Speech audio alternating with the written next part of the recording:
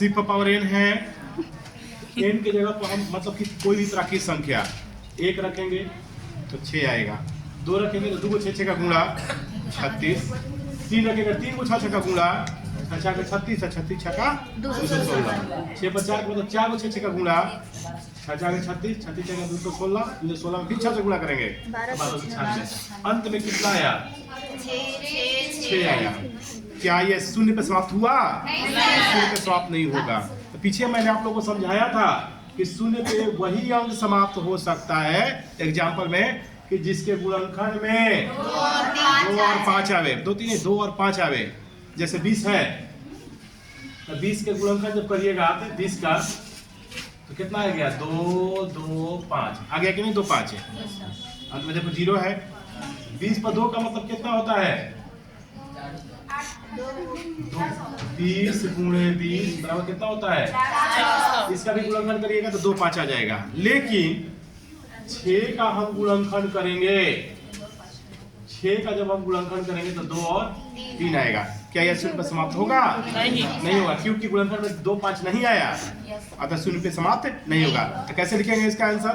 कि शून्य पे वही अंक समाप्त हो सकता है जिसके गुणनखंड में 2 और 5 आवे, लेकिन 6 पर पावर n के गुणनखंड में 2 और 5 नहीं आता है बल्कि 2 और 3 आता है।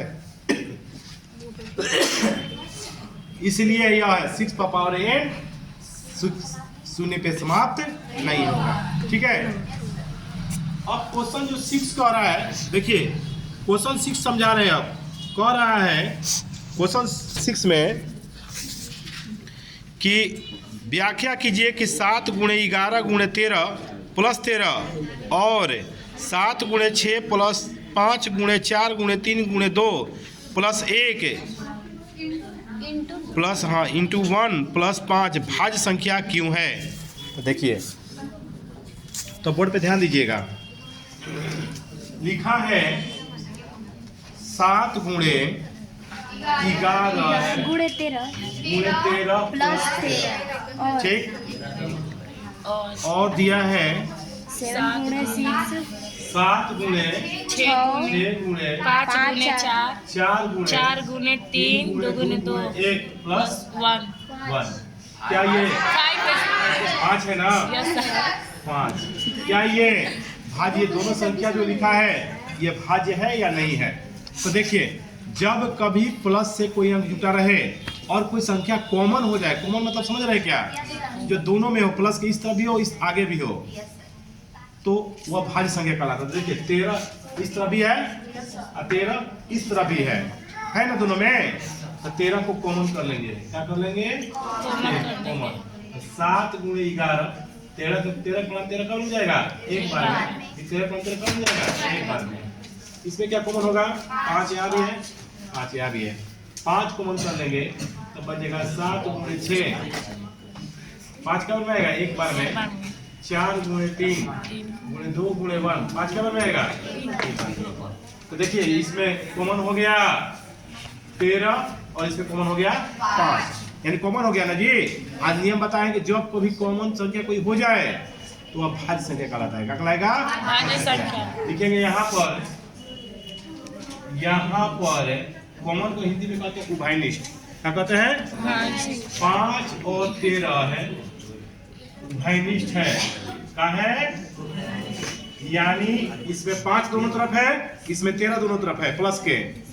5 और 13 उभयनिष्ठ है, अतः है ये भाज्य संख्या है। अतः ये भाज्य संख्या है। ठीक है, ये कंप्लीट हुआ। क्वेश्चन नंबर 7 कोई देख लीजिएगा। क्वेश्चन नंबर 7 कह रहा है 7 में ये 6 बन गया। कह रहा है किसी खेल के मैदान के चारों ओर एक वृत्ताकार पथ है। इस मैदान को एक चक्कर लगाने में सोनिया 18 मिनट लगाती हैं, जब उसी मैदान को एक चक्कर लगाने में रवि 12 मिनट लगाता है। मान लीजिए वे दोनों एक ही स्थान से एक ही समय पर चलना प्रारंभ करके एक ही दिशा में चलते हैं तो कितने समय बाद वे पुनः प्रारंभिक स्थान पर मिलेंगे। चलिए देखिए बनाते हैं इसको। देखिए तो देखिए एक वो गोलाकार राउंड है, ऐसे 7 नंबर क्वेश्चन है ये। आप बुक लाए हो तो देख लीजिएगा बुक से। तो एक सुनिए, उतारिएगा बाद में एक बार उतार लीजिएगा। तो सोनिया लड़की है, ऐसे एक राउंड मारने में सोनिया जो लड़की है वो 12 मिनट समय लेती है, और उसी में आपको सोनिया 18 मिनट समय लेती है, और जबकि रवि नाम के एक लड़का है वो 12 मिनट में एक चक्कर मार देता है। ऐसे यहाँ से दौड़ना चालू किया और यहाँ पर दौड़ते यहाँ पर आया, तो जो रवि है 12 मिनट में एक चक्कर पूरा कर दे रहा है, और सोनी कितना ले रही है 18 मिनट। तो कौन उसको आगे निकल के फिर कौन कितना देर बाद फिर छूएगा, उसका दूसरा राउंड में कब छूएगा, ये निकालना है।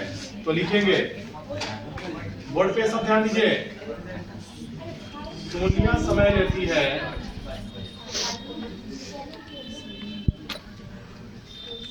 12 मिनट। कितना ले रही है बच्चों? 12 है 18 मिनट। सोनिया कितना ले रही है? 18 मिनट। और रवि कितना ले रहा है? 12 मिनट। रवि समय लेता है 12 मिनट, ठीक है। तो सोनिया समय ले रही है 18 मिनट और रवि समय ले रहा है 12 मिनट। तो अब इसको एक चक्कर मार के पूरा छूलेगा, फिर एक कर रहा है। तो इसके लिए हम क्या निकालेंगे? एचसीएफ। क्या निकालेंगे? एचसीएफ। चलिए तो एचसीएफ निकालने सीखे आप लोग। कई बार में 8 में 2 गया, कर गया, शेष बच गया 6। जहाँ शेष बचता है जैसे घेर देते हैं। अब ये वाला यहाँ पर करिए 2 बार में 12, ठीक है। एक मिनट नहीं, 1 मिनट रुक जाओ। 1 मिनट। तो 18 मिनट का समय 12 मिनट, कब दोनों एक साथ मिल जाएंगे? तो मिलने के लिए एलसीएम निकालते हैं। क्या निकालते हैं बच्चों? एलसीएम। कब मिलने का समय है हो रहा है, तो मिलने का जब समय है तो इसके लिए एलसीएम निकालेंगे। एलसीएम आप सीखे हैं, तो कितना क्या करेंगे इसके लिए? 2 से 9 बार में, 6 बार में, फिर 4 से नहीं जाएगा, 3 बार में, 2 बार में, फिर अब 2 से ही ले जा सकते हो, इतना ही छोड़ सकते हो, इतना से भी बन जाएगा। लेकिन अब आज गुणनखंड विधि से क्योंकि बना रहे हैं तो आपको लास्ट में एक करना जरूरी है। तो 2 2 2 3 2 गुणे 3 2 4 6 12 किया 36, यानी कितना देर बाद मिलेंगे दोनों? 36 मिनट बाद दोनों एक दूसरे से मिल जाएंगे, ठीक है। 36 मिनट बाद दोनों एक दूसरे से मिल जाएंगे, ठीक है। ये भी 7 नंबर भी खत्म हुआ और इसी के साथ ये चैप्टर भी खत्म हो गया, ठीक है।